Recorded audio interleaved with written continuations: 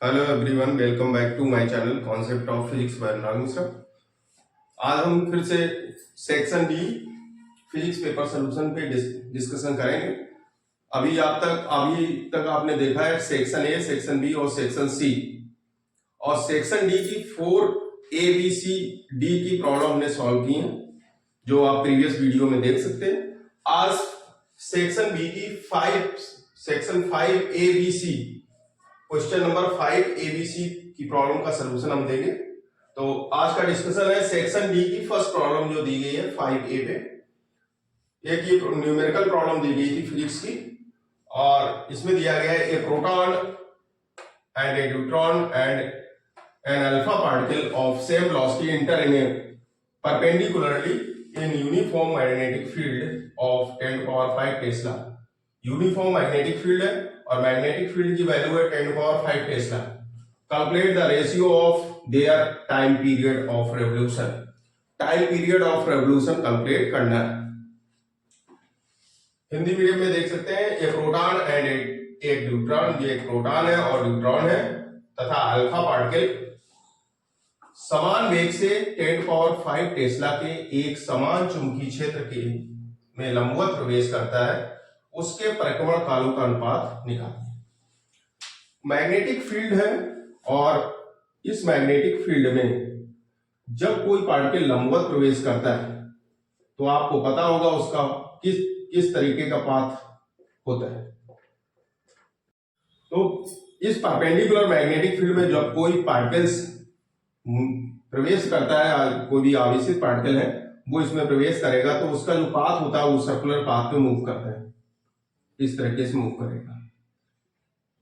तो ये circular path इसका बन जाता है।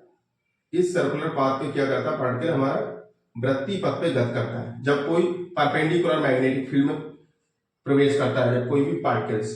तो यहाँ पे इस मैग्नेटिक फील्ड में जाएगा तो इसका ये पाथ सर्कुलर पाथ हो जाएगा। इस सर्कुलर पाथ की रेडियस r है और इसकी जो वेलोसिटी है पार्टिकल्स की, वो वेलोसिटी हमने मान लिया सपोज दैट इसकी वेलोसिटी v वेलोसिटी से मूव कर रहा है इस पाथ में। अब इसका पीरियोडिक टाइम हमें कैलकुलेट करना है। पार्टिकल कौन कौन से हैं? प्रोटॉन, एक प्रोटॉन इसमें इंटर कर रहा है, न्यूट्रॉन इंटर कर रहा है, अल्फा पार्टिकल इंटर कर रहा है। प्रोटॉन और न्यूट्रॉन एंड अल्फा पार्टिकल। तो इसका जो पीरियोडिक टाइम निकालेंगे तो एक जनरल फार्मूला आपने देखा होगा इसका, अगर हम सोल्यूशन निकालते हैं तो जनरल फार्मूला होता है 4 बराबर दूरी बटे समय, समय बराबर दूरी बटे 4। तो अगर टाइम हमें निकालना है इसका, और टाइम इसका है periodic time, one complete cycle में जो टाइम लगता है उसको हम बोलते हैं पीरियोडिक टाइम या time period of revolutions. Time period of revolution T equal to इसकी डिस्टेंस कितनी है, डिस्टेंस जो velocity is equal to distance upon time होता है, तो टाइम इज इक्वल टू क्या हो जाएगा, डिस्टेंस अपॉन वेलोसिटी। तो डिस्टेंस इसकी कितनी हो जाएगी, इसका सरकमफेरेंस। तो सरकमफेरेंस जिसकी रेडियस r होता है उसका सरकमफेरेंस और पेरीमीटर कितना होता है 2πr, 2πr upon v is the velocity. अच्छा, इस सर्कुलर पाथ में जब कोई भी चार्ज पार्टिकल एंटर करता है तो इस चार्ज पार्टिकल के लिए यहां पे एक सेंट्रीपेटल फोर्स लगता है जिसको हम बोलते हैं mv² अपॉन r। ये बैलेंस होता है किससे, इसके मैग्नेटिक फील्ड के द्वारा, qb। तो v से v कैंसिल हो जाएगा तो r इक्वल टू यहां से आ जाएगा mv अपॉन qb। तो r की वैल्यू यहां से आ जाती है, तो r की वैल्यू यहां उठा के रख देंगे तो यहां आ जाएगा 2π अपॉन v, r की जगह हो जाएगा mv अपॉन qb। तो v से v कैंसिल हो जाएगा तो t इक्वल टू आ जाएगा 2πm अपॉन qb। ठीक है, अब उसने कहा है उसके calculate the ratio of there period of revolution, मतलब उसके परिक्रमण कालों का अनुपात निकालना है। किसके किसके, एक तो दिया गया है प्रोटॉन टीपी,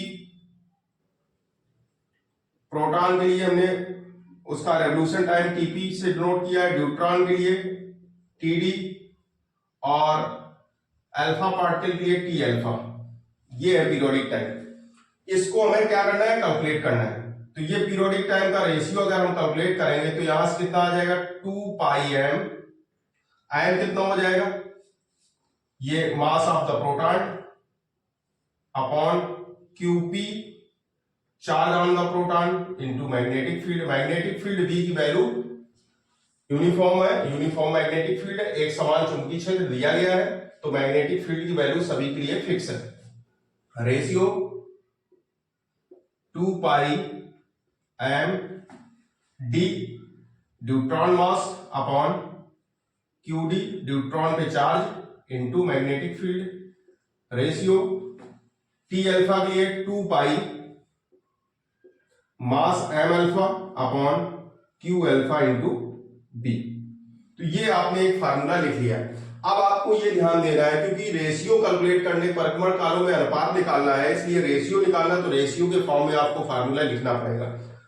अब आपको ये ध्यान देना है कि प्रोटॉन पे चार्ज कितना होता है, प्रोटॉन का मास कितना होता है, ड्यूट्रॉन पे मास कितना होता है, ड्यूट्रॉन चार्ज कितना होता है, अल्फा पार्टिकल मास कितना होता है, अल्फा पार्टिकल चार्ज कितना होता है, ये आपको ध्यान रखना है।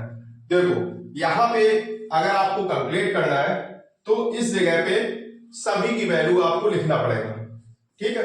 तो मास ऑफ द प्रोटॉन अगर आप निकालते हैं mp इक्वल टू m और charge qp equal to e, और मास की वैल्यू तो आपको पता है कितनी होती है 1.67 इंटू 10 पावर माइनस 27, लेकिन उस वैल्यू से हमें मतलब नहीं है क्योंकि रेशियो में कैलकुलेट करना है। तो रेशियो कैलकुलेट करने के लिए केवल आपको मास और चार्ज के बीच में रेशियो केवल पता होना चाहिए, बस इतनी बात आपको ध्यान रखनी है। तो अब इसके बाद हम लोगों को मास लिखना है किसका, ड्यूट्रॉन का। एमडी इक्वल टू कितना होता है 2m, d2 होता है ना 1h1, जो ये क्या होते हैं जो समस्थानिक निकाले थे ना हाइड्रोजन के, तो 1h1 1h2 1h3 protium deuterium और ट्राइटियम, ये होते हैं तीन। तो ये 1h2 जो होता है वही होता है ड्यूट्रॉन, जिसको हम ड्यूट्रॉन बोलते हैं, और 1h1 प्रोटॉन हो गया। तो ये हाइड्रोजन के समस्थानिक होते हैं, इस पे चार्ज क्या हो जाएगा QD इक्वल टू E। इसके बाद थर्ड है एम अल्फा, तो इस पे मास कितना होता है, एम अल्फा के लिए मास हो जाएगा 4m, और इस पे जो चार्ज होगा Q alpha equal to 2E। इतनी बात आप ध्यान से देख लें। इसके बाद हम लोगों को क्या करना है, वैल्यू पुट करना है, तो इसको आप ध्यान से देखें। तो अब हम बात करते हैं, अब सभी वैल्यू हम इस पे पुट करेंगे आगे। तो यहां पे वैल्यू पुट करने के बाद में हम लोग कैलकुलेशन करेंगे, तो वैल्यू यूज करेंगे यही जो वैल्यू हमने यहां पे लिखी है, ये आपको ध्यान देना है, यही इंपॉर्टेंट चीज है। फार्मूला तो हमने निकालना आपको बता दिया, पीरियोडिक टाइम का किस तरीके से कैलकुलेट करेंगे, लेकिन ये वैल्यू जो रखे हम कैलकुलेशन करना, वैल्यू कैलकुलेट कैसे करेंगे, तो वैल्यू निकालना आपको आ गया 1h1 1h2 और 1h3 जो होता है वो ट्राइटियम का होता है, लेकिन 1h1 के लिए प्रोटॉन और न्यूट्रॉन 1h2, न्यूट्रॉन का नोटेशन क्या होता है 1h2, और अल्फा पार्टिकल कितना होता है 2He4। यहां पे लिख लें, प्रोटॉन के लिए होता है 1h1, न्यूट्रॉन के लिए होता है 1h2, और अल्फा पार्टिकल होता है 2He4। हीलियम नाभिक को अल्फा पार्टिकल बोलते हैं, ये हो गया 2He4। तो इतने टर्म आप, तो यहां पे जो मास होगा ये मास हो जाएगा m, इसका मास हो जाएगा 2m, इसका मास हो जाएगा 4m। चार्ज कितना होगा, यहां पे E हो जाएगा, इसका भी चार्ज E है, इसका होगा 2E। बस इतनी बात आपको ध्यान रखेंगे तो इस पूरे न्यूमेरिकल में आप कुछ भी नहीं है। अब यहां वैल्यू आपको यूज करना है, देखो 2 पाई से 2 पाई कैंसिल हो जाएगा, ठीक, मैग्नेटिक फील्ड से मैग्नेटिक फील्ड कैंसिल हो जाएगी। अब आपको वैल्यू यहां रखना है TP रेशियो TD और T alpha. 2 pi cancel, magnetic field uniform है, कैंसिल हो जाएगी। अब यहां पे MP की वैल्यू रखना है, कितना है M अपॉन QP कितना है E रेशियो। इसके बाद 2 पाई भी कैंसिल हो गया, B भी कैंसिल हो, MD कितना है 2M, QD E, MD हो गया 2M, QD E। M alpha कितना है 4M अपॉन 2E। देखो M upon E, M upon E, M upon E cancel, तो यहां से टर्म जो मिल जाएगा, अब रेशियो कितना आ जाएगा, इन दोनों में रेशियो कितना निकलेगा, यहां पे आ जाएगा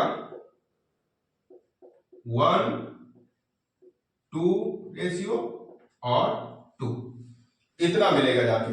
तो टीपी रेशियो टीडी और टी अल्फा, तो ये टर्म आपको कैलकुलेट करने की, यही आंसर इसका था, इतने ही आपको ये टर्म कैलकुलेट करना था, बस यहां तक इसका कैलकुलेशन आपको करना था।